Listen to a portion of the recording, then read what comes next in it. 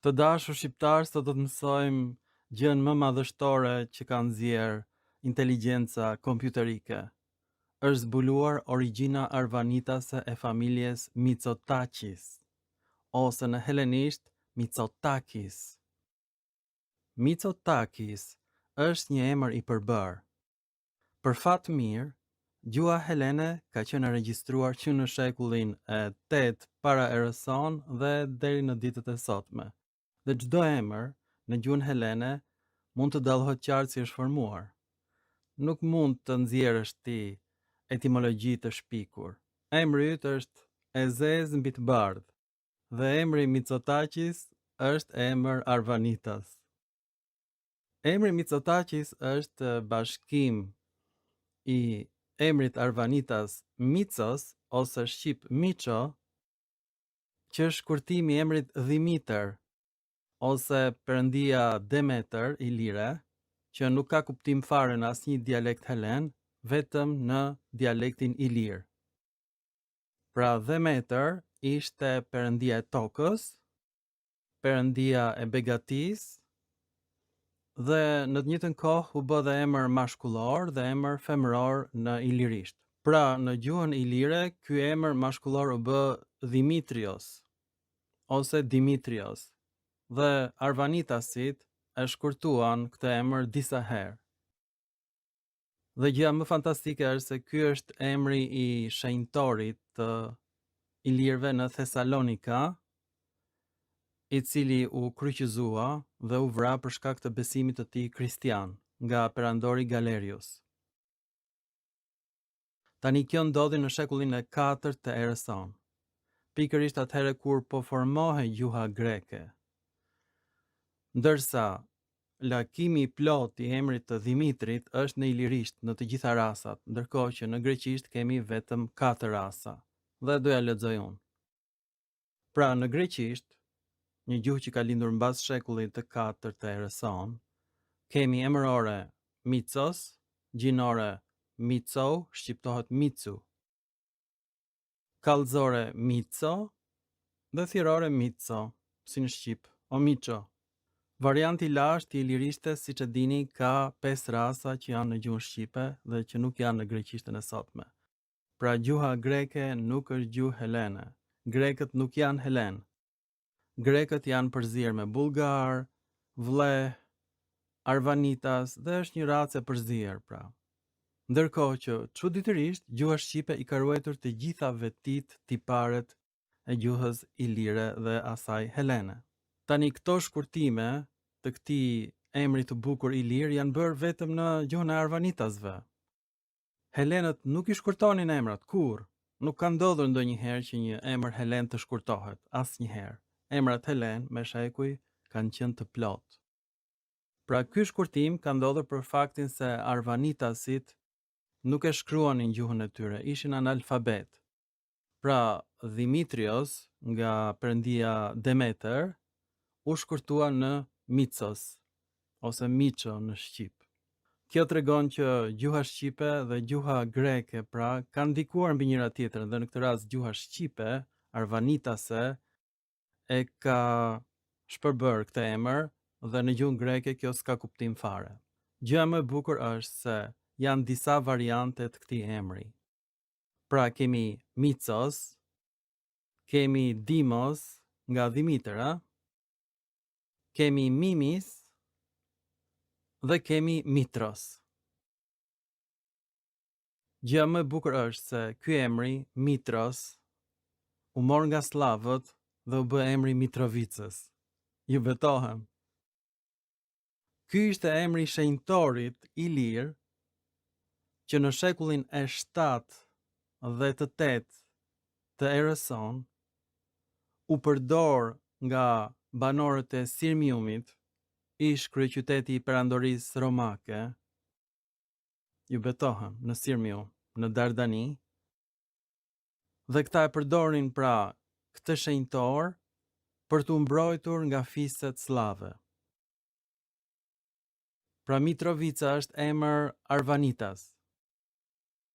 Po t'ja heqësh prapashtesën slave Vica, Kjo është emri Mitros, ose shkurtimi i shenjtorit Demetrios, i cili e mori emrin dhe funksionet nga perëndia Demeter. Pra ç'a ndodhi? Perëndit pagane u kthyen në shenjtor të fesë kristiane. A nuk është kjo madhështore? Nuk humbën as pak.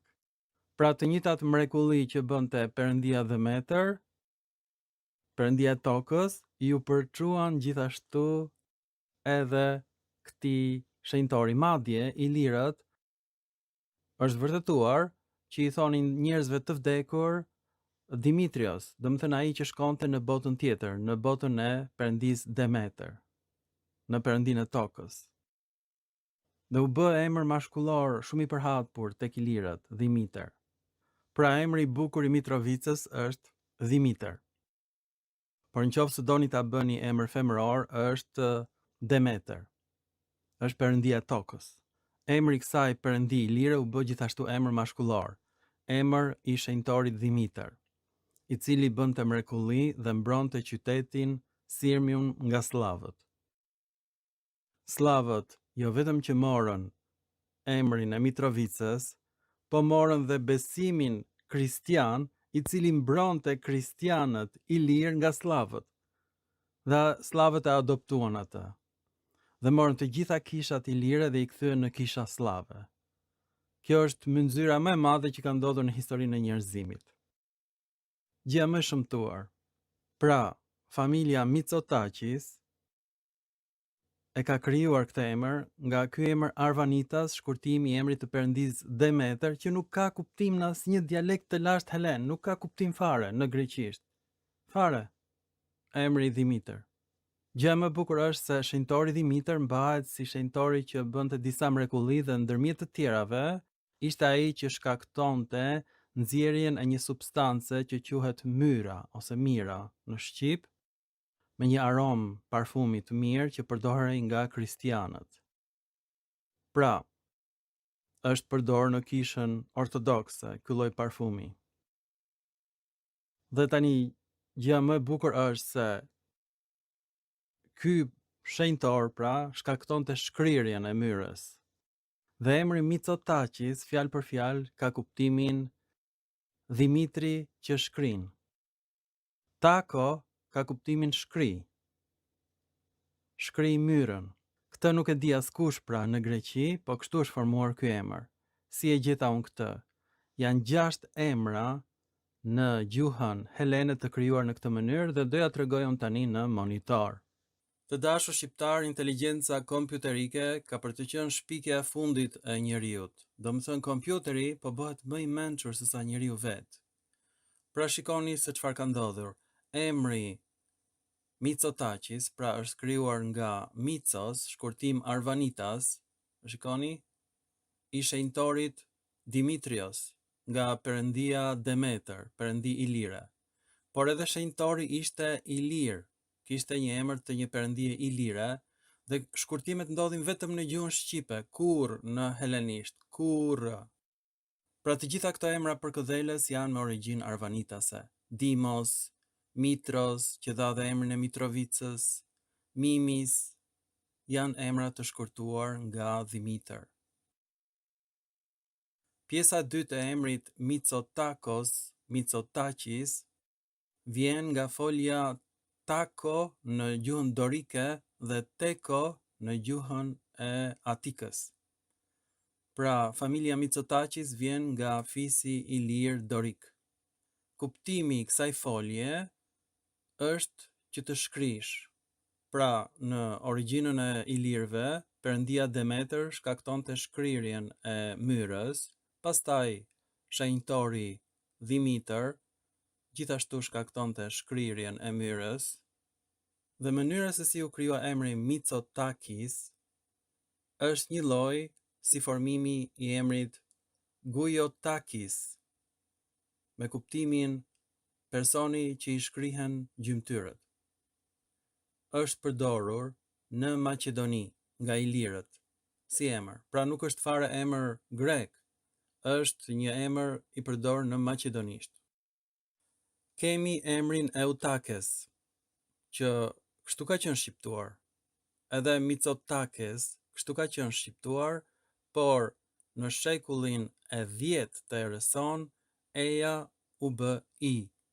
Pra, Eutakis ka kuptimin diçka që zbutet nga nxehtësia.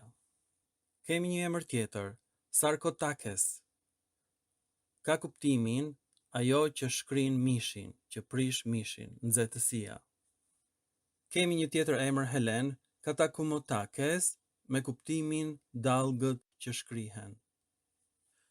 Kemi një tjetër emër Helen, Psychotakes, kuptimi shpirti që shkrihet. Pra, këto janë të gjitha neologjizma dhe emri Mitsotakis është një neologjizëm. Fjalë për fjalë ka kuptimin Dimitri që shkrin myrën. A nuk është kjo e jashtëzakonshme që inteligjenca kompjuterike zbulon origjinën e familjes Mitsotakis? Të dashur shqiptar, përfundimisht familja Mitsotakis e ka krijuar emrin e saj sipas variantit ilir dorik, me shkurtimin e emrit të perëndis Demeter, që bë pastaj shenjtori i Thesalonikas, dhe në shekullin e 7 dhe të 8 u bë shenjtori i Sirmiumit. I Ilirëve është përdorur gjithmonë nga ilirët. Ky koncept, ky emër, dhe është shkortuar nga arvanitasit, banor autokton në Hellad, që i përkasin fisit ilir Albanoi, të gjetur që në shekullin e 8 para erës sonë. Në Hellad, jo në Shqipëri ose Iliri. Është gjetur për herë të parë në Hellad, dhe akoma dhe sot e kësaj dite ekziston ky toponim, Albanoi, në Hellad. Pra, shqiptarët që u bën më vonë analfabet e shkurtojnë pra emrin Dimitër në Mitsos. Dhe Mitsotakis, që është një arvanitas, është bërë armiku më i madh i shqiptarëve. Dhe gjëja më e tmerrshme është se trazirat e viteve 90 janë shkaktuar nga babai i tij, që ka qenë gjithashtu armiku kryesor i shqiptarëve. Çfarë ndodh? Kryeministri shqiptar, për ta marrë me të mirë Mitsotakisin, i bën një bust babait të tij, që ishte armiku i shqiptarëve, dhe e vë në himar që do të shkëputet nga Shqipëria. Jo vetëm kaq, por Mitsotakis do që të marrë të gjithë Shqipërinë. Nuk mjafton më atij Shqipëria Jugut.